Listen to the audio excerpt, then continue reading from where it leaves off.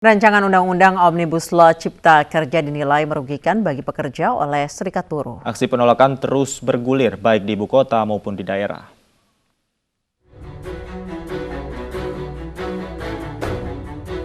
Gelombang penolakan rancangan Undang-Undang Omnibus Law Cipta Kerja terus bergulir, baik di ibu kota maupun daerah. Akhir Juli lalu, sejumlah kelompok buruh menggelar unjuk rasa di depan gedung DPR RI Jakarta. Mereka datang secara bergelombang, konvoi kendaraan dari kawasan kerja masing-masing.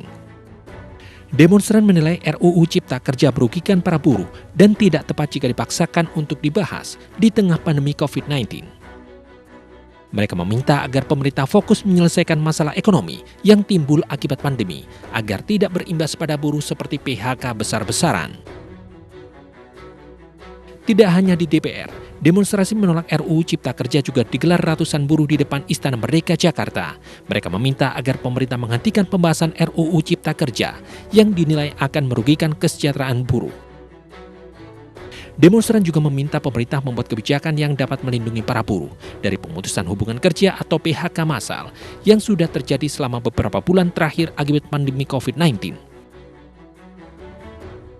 Penolakan buruh berdasarkan beberapa poin yang dinilai kontroversial dalam klaster ketenagakerjaan. Di antaranya rencana mengatur sistem upah per jam yang dikhawatirkan bisa menghilangkan sistem upah minimum. Jika pekerja kurang dari 40 jam, buruh berpotensi mendapatkan penghasilan di bawah upah minimum.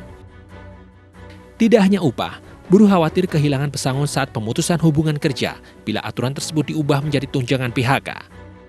Selain itu, pasal dalam RUU Sapu Jagat yang mengatur tenaga kerja asing dinilai menjadi celah bagi TKA untuk masuk ke pasar kerja Indonesia. RUU Cipta Kerja juga dinilai akan menghilangkan sanksi pidana bagi perusahaan yang tidak memenuhi tanggung jawab pada pekerja, sehingga tidak akan memiliki efek jera atas tindakannya.